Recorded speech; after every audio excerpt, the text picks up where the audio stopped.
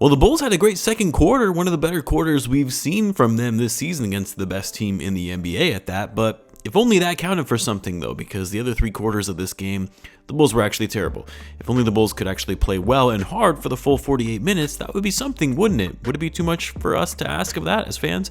That said though, the Bulls are very short-handed. I mentioned in my last video that you're going to see just how much the Bulls are going to miss the size of both Patrick Williams and Torrey Craig. They're only power forwards on the team, and you saw that in full swing tonight when you had guys like Luke Cornett getting open dunks and easy putback rebounds because the Bulls are having to go so small in some of their lineups. Also, just so fitting to have a former Bull, someone who was absolute trash when he was with the Bulls, to now having one of his better games on the season against the Bulls years later. But anyway, yeah, not the best way to kick things off after the All-Star break. Again, they're playing the best team in the NBA. We know it's going to be a struggle without Pat and Torrey Craig and of course Zach Lavine, but this still was not a good showing from the Bulls. The Bulls came out, found themselves down quickly in a lackluster effort off the jump. I believe they fell behind as many as 16 to kick things off in the first quarter. They close out the first quarter nicely, going on an 8-0 run.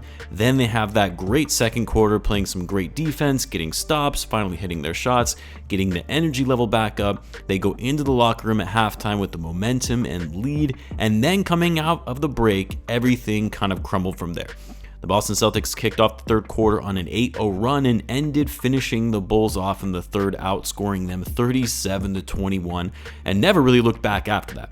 I think the thing that disappointed me most from this game was that the Bulls actually beat out the Celtics in terms of number of possessions, so their pace was a lot better. They ended up getting 11 more shots in this game than the Celtics did. They outworked the C's in the offensive glass, but the Celtics were just much more efficient when they were on offense. They are the best team on offense in the NBA. Bulls defense was solid in the second quarter, but outside of that, they either looked completely lost on D or didn't seem to care, making an effort on that end of the floor. Boston, I mean, like I said, they're a great offensive team, but to light them up like that, lighting the Bulls up like that from deep, shooting 23 for 47 from downtown is unacceptable. Too many switches where that led to bad mismatches where you had guys like Vucevic guarding Tatum or Brown or Coby White on Porzingis. Not good reads on the screens, a lot of miscues and letting guys cut back door for an easy 2. And quite frankly, it's how the Celtics put up 129 points on you guys. Man, it was a block party out there for Boston tonight. Vooch getting swatted, Io, Coby, no man was safe in this one. That was another problem in this game. I mean, both DeMar and Coby started out very slow. They struggled to get their offense going, and even though they picked things up in the second half, it was a little too late. DeMar finished the game with 19 points on 7 for 17, 4 rebounds, 5 assists. Coby, kind of a brutal game for him. Yes, he scored 20 points, shot 4 for 9 from deep, but 6 for 17 overall, just could not finish at the basket with the length, size, and strength of the Boston Celtics in the paint. Coby was a minus 26 in this game. I've been saying those minutes that he's been tallying throughout the year are going to catch up to him, both for him and DeMar DeRozan. Which is why it made no sense to me at all that DeMar and Coby were still out there in this game with less than 5 minutes to go and Boston was up 19. I know in today's NBA you can come back in any game in a hurry and no lead is safe, even with 5 minutes left in the contest, but you're not coming back against the best team in the NBA in that short period of time when you're already shorthanded. There's just no reason to leave your starters out there at that point. And there's no reason DeMar and Coby should have played 36 minutes in a blowout game like this. None.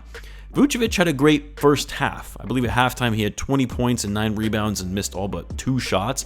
But the second half, not so much. And I talked about how Vucevic needing to be so much better post All-Star break is going to be so critical for the Bulls in this final stretch. I talked about that in my video from earlier this morning on the 5 things we need to see from the Bulls post All-Star break. But in the second half, he was pretty terrible. A lot of empty possessions, trying to get his shots to fall down in the paint, some point-blank misses off layups. Like, yes, the stat sheet looks good, 22 points, 14 rebounds, 10 for 19 overall, but minus 18 when he was on the floor, 4 turnovers, and still cannot shoot threes to save his life. Io had a solid game. Was even flirting with a triple-double here in this one. 14 points, 7 rebounds, 8 assists. I've said this before, but if there is nothing else to look forward to for the rest of the season in preparing ourselves for another play-in tournament, at least we can look forward to watching the development and growth of Coby White and Dosunmu. Because even though Coby didn't have a good game tonight, what has been promising as it relates to the Bulls' future is seeing the positives and upside of these young players and making this season a little more bearable. Because from here on out, That's going to be the thing I'm watching most, is seeing how these two young guys, and hopefully Patrick Williams if he returns, seeing these guys develop into the players we need them to be for the future of this team, and knowing that we got them on value contracts for the next 3 seasons. And also, speaking of youth, great minutes from rookie Julian Phillips tonight. 18 minutes. We know we need him to step up and fill that void with no power forwards in the lineup. Yeah, he still makes rookie mistakes here and there. Yeah, he needs to get bigger and stronger, but he stays ready. And when he's out there, he hustles, gives it his all, and actually makes an impact on the court. 18 minutes, 9 points on 4 for 5 from the floor. Even Dalen Terry had some nice minutes out there as well. I mean, these guys are going to get more opportunities. Guys who have been out of the rotation for most of the season, they're going to find themselves getting some big minutes as long as Craig and Patrick Williams remain out of the lineup. What stings is you had the Orlando Magic win tonight, which further cements the Bulls back into that 9th spot, making it much more unlikely for them to somehow find their way into the top 8 to at least have 2 shots to win their way into the playoffs. And even more unlikely when you look at the rest of the Bulls' schedule going up against some of the tougher teams in the league. They got the Pelicans up next in New Orleans before coming back home to take on the Pistons. That'll be one of their easier games, which, let's be honest, is never a gimme win considering the Bulls lost to the Pistons earlier this year, and they, meaning the Pistons, have been playing a lot better as of late. We'll see how things go from here on out, though. I just hope the Bulls can somehow beat the Golden State Warriors when they come to the Bay, because you guys know I'll be in attendance at that game, as I do every season. Anyway, let me know what you guys thought of this game in the comments tonight. As always, be sure to subscribe, and I will see you guys in the next one.